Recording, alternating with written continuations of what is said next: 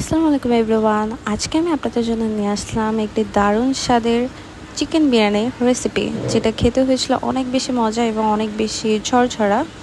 চলুন তাহলে ভিডিওটি শুরু করা যাক।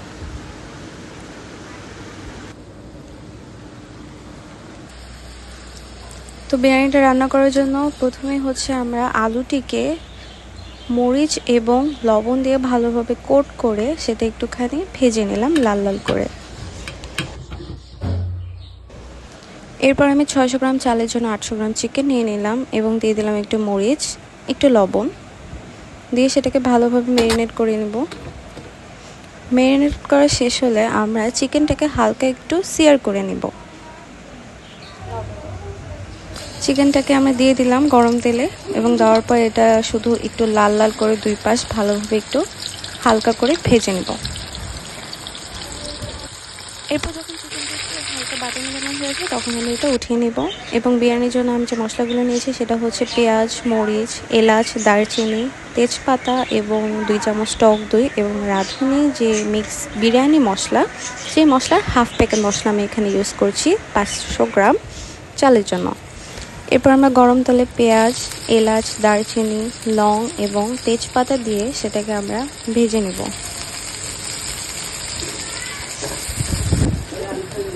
এরপর এটা একটু ভালোভাবে ভাজতে হবে এবং যখন এটা হালকা একটু কালারটা চেঞ্জ হয়ে আসবে তখন আমরা মরিচ দিয়ে দিব এবং মরিচ দিয়ে এটাকে আমরা এরপর এটা একটু ভাজার পর যখন আর একটু কালার চেঞ্জ হবে তখন আমরা এটার মধ্যে পানি অ্যাড করে দিব মশলাগুলো কষানোর জন্য।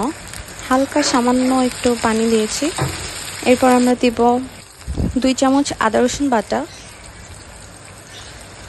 দিয়ে দিলাম 1.5 চামচের মতো গরম মশলার বাটা। এটা হচ্ছে এলাচ, দারচিনি এবং জিরা বেটে আমি গরম মশলাটা করেছিলাম এবং দিয়ে দিলাম মরিচ এবং 2 টেবিল চামচ টক দই। তারপর দিলাম স্বাদ মতো লবণ দিয়ে এটাকে ভালোভাবে নেড়েচেড়ে কষিয়ে নিলাম। এরপর দিয়ে দিলাম ধনিয়া গুঁড়া দিয়ে মশলাটাকে আমরা একদম তেল না ওঠা পর্যন্ত ভালোভাবে কষিয়ে এর মধ্যে দিয়ে দিলাম আমাদের আগের থেকে সিয়ার করে রাখা যে চিকেনটা ছিল সেটা। এরপর আমরা চিকেনের গায়ে মশলাটা ভালোভাবে মাখিয়ে এটা কষিয়ে নিলাম। এরপর দিয়ে দিলাম রাঁধুনি যে বিরিয়ানি মিক্স মশলা সেটা। তারপর এটাকে নেড়ে চেড়ে এর মধ্যে আমরা অ্যাড করব পানি এবং পানি অ্যাড করে চিকেনটাকে আমরা ভালোভাবে রান্না করে নিব। এরপর কিছুক্ষণ পর ফিরে আসলাম, দেখুন চিকেনটা অনেক সুন্দর তেল উঠে এসেছে এবং আমাদের বিরিয়ানির জন্য যে চিকেন সেটা রান্না করা শেষ অলমোস্ট। এরপর আমরা এটা সাইড করে রেখে দিব। এরপর আমরা বিরিয়ানির রাইসটার জন্য নিয়ে নিলাম সরিষার তেল, দিয়ে দিলাম এলাচ, দারচিনি, তেজপাতা এবং পেঁয়াজ। এরপর এটা একটু কালার চেঞ্জ হয়ে আসলে ভাজার পর আমরা দিয়ে দিব পোলার চাল। পোলার চালটা আগে থেকে ধুয়ে পানি ঝরিয়ে রেখেছিলাম এবং পোলার চালটা দিয়ে এটা ভালোভাবে কষিয়ে নিব। এরপর দিয়ে দিলাম পরিমাণ মতো পানি। আমি এখানে 600 গ্রাম চাল নিয়েছিলাম। তারপর দিয়ে দিলাম লবণ এবং আমাদের আগে থেকে যে চিকেনটা ছিল সেই চিকেনটা আমরা উঠিয়ে চিকেনের গ্রেভিটা আমরা রাইসের মধ্যে দিয়ে দিলাম। দিয়ে অ্যাড করে দিলাম কাঁচামরিচ এবং 1/4 চা চামচ টেস্টিং সল্ট। এরপর এটাকে রান্না করে একটু হালকা যখন একটু 50% সিদ্ধ হয়ে আসবে এটা একটু ঢেকে দিব। এরপর কিছুক্ষণ পর উঠিয়ে আমরা এর মধ্যে দিয়ে দিব আমাদের আগে থেকে ভেজে রাখা যে আলুটা ছিল সে আলুটা।